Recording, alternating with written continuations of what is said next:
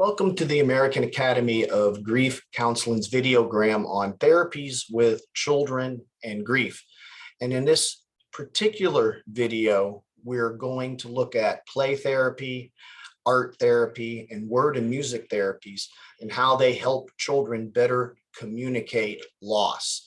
Those of you who are taking GC 565, this video directly correlates with Wolfert's textbook on companioning the grieving child. So that particular textbook has a lot of the information that is found in this video. So this video can serve as an extension of that textbook to go into some of those ideas a little bit more detail, as well as for anyone who would like to utilize this video in terms of their counseling, or for a parent or a family member who wants to help a parent with a particular grieving child that they know.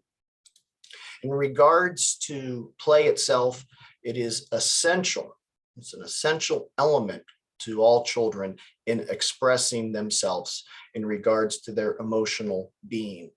Play is life when it comes to a child, and they're able to better express themselves in regards to what they're feeling in the moment, or if something has been bothering them for a particular while. And this is especially true with children who are nonverbal. They're not able to communicate themselves as well as an older child, an adolescent child. So children who are not verbal yet find play to be very critical to their development and being able to better express what they're feeling. And counselors and those who work with children, if they know what they're doing, that they are able to realize that this play isn't just random, but they can actually understand the nonverbal child and what they're going through. So it is very important to encourage play amongst young children, especially nonverbal. And it is also very important not to deny that ability, especially after something that has changed, maybe a death or a divorce. It is very important not to deny the child the ability to play and to sort things out in their mind regarding the particular loss itself. And there are a variety of ways children can utilize toys or stuffed animals to play.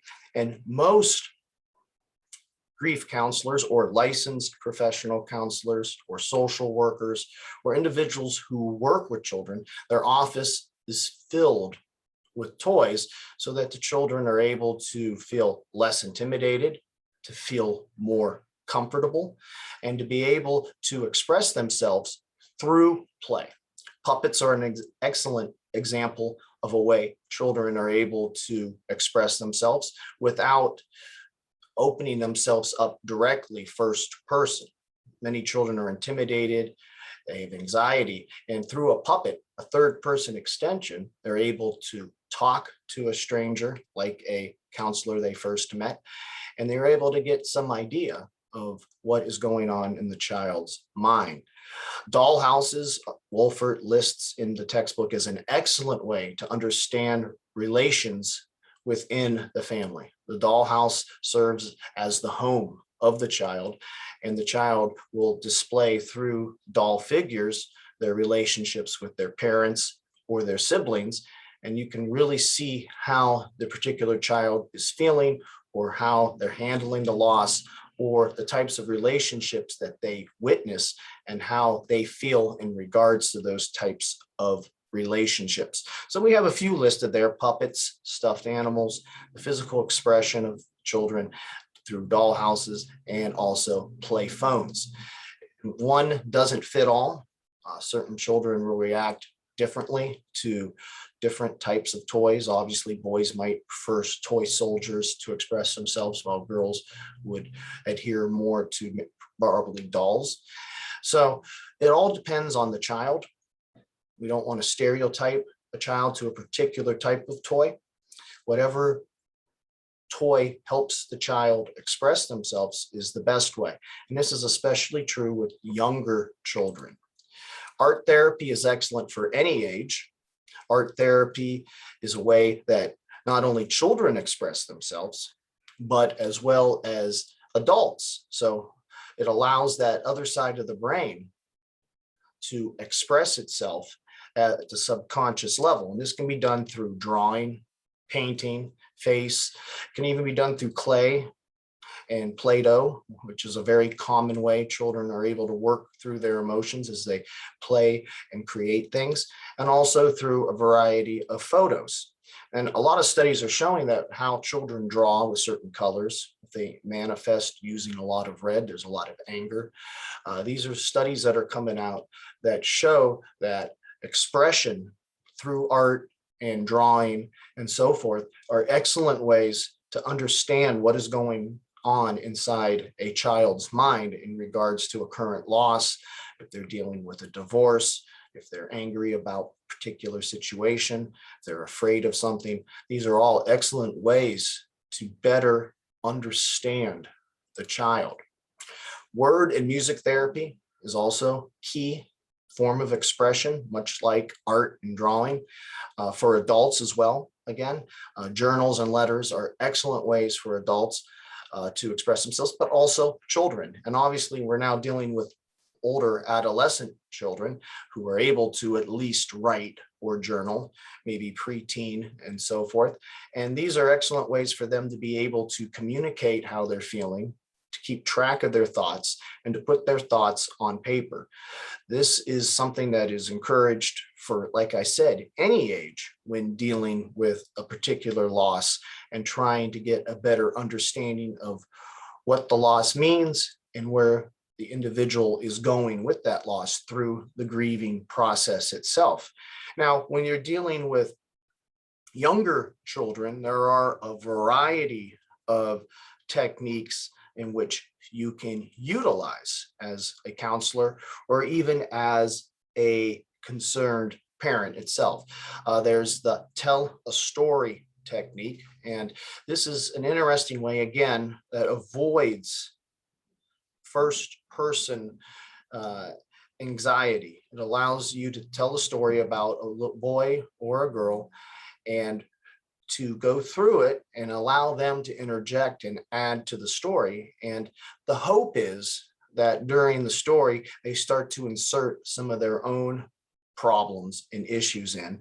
And as the story continues, the hope again is to have a solution within the conclusion of the story to help them. Jimmy Green technique, which is found in Wolford's book as well, looks into this again in some detail, where Jimmy Green is a fictional character, a fictional child who shares similar problems than the particular boy or girl that you're working with. And by expressing what Jimmy Green, the fictional character, is going through, the child can relate, and you can hopefully come to a conclusion on what to deal with as well. Sentence completion, Wolford mentions, is a very useful way to go through things. And there's a few here. He lists in the text, sometimes I wish that, and then ... And that's a way to get a child to blurt out or admit how they wish something was. My friends are blank is another example. I get mad when blank blank. So they're all listed in the textbook, which I have next to me, and certain phrases you can use, and you really want to have a certain set applied, especially to children who might not be as willing to open up. And these three techniques here are excellent for that particular purpose, because some children don't want to open up initially, and they have to gain your trust, but maybe they don't want to talk in a first person because they are uncomfortable or something to that extent. Wishes and fear inventory is also listed in the textbook, and it is an excellent way to help children understand children in what they want out of life and what they fear in life. And you can pose it as a basic question as, if you had 2 or 3 wishes, what would they be? And if there are 2 or 3 things that you fear most in life, what would they be? And usually these things might correlate with what the child is going through. A memory box ritual is a very beautiful token as one begins to commemorate the grief process. So it's later down the road, and it's also good for adults to do. Individuals do that with a lot of people who had died in their life, beloved family member, or even those with pets who have passed. You create a memory box of possessions they had, photos of them, and you hang it somewhere prominent in your house to always remember them.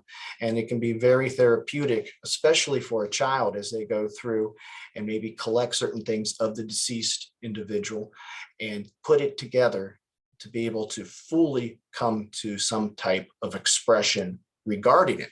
So these are numerous options that can be used, but each child is different. Some children might respond better to art therapy. Some might respond better to word therapy. It might depend on their age and what they're capable of expressing in itself.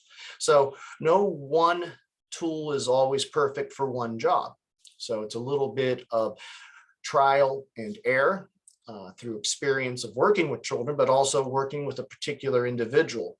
Is the individual more open to express, or is the child less open, and there's a lot of anxiety and intimidation within them where they don't want to open up? So certain therapies are more helpful in working with children who might not want to open up as quickly as someone else. And it helps them open up in a way where they feel safe and secure in itself.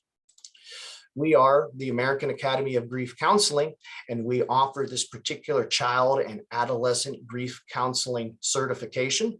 This particular certification, though, is open only to those who are already grief counseling certified, because it is a specialty certification in itself. So after an individual, a qualified professional, becomes certified with the American Academy of Grief Counseling, they're then eligible to enter into this specialty program. And of course, the specialty program follows the same formula. Online courses that you can take at your own speed and pace, and upon completion of those online courses, then an application for a 4-year certification itself. So it follows very similar guidelines as the original grief counseling program itself. It's just a specialty that's open for those who are already certified with the Academy. If you'd like to reach us, our phone is 330-652-7776, and we can be emailed at info@aihcp.org. Again, that's info@aihcp.org. I'd like to thank you for listening today, and have a great day. Thank you.